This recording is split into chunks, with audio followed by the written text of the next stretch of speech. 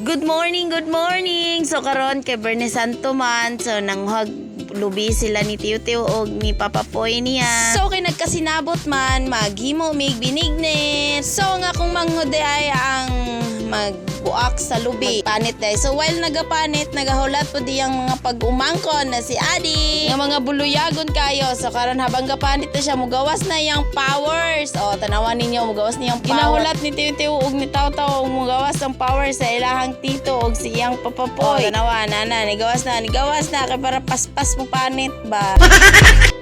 Grabe jud kayo ning mga body ni sa kumanghod gulat jud. So karon si MJ mo gawas pod na yang powers para paspas mo kagud. Kuya jud kay babting gawas jud og powers sa Bernie Santo. Huy, sa naman tan-awa ninyo. Dahil ra jud ang mga powers ng manggawas ba. O di ba? Ora dai na nga lubi ang iyang kagudon. So napay pahabol dito sa pika. Pero tapulan si Teo Teo makuha. So kuan ra dai ni kalubi 7 kalubi. Og mao na dai ning mga ingredients, lubi og pilit. So nagtak-ang nako, nagbukal na, gibutang na ang sago og sago pa dai na gyud. Nag-practice pa man ko og luto. So agwanta sa ang mukaon.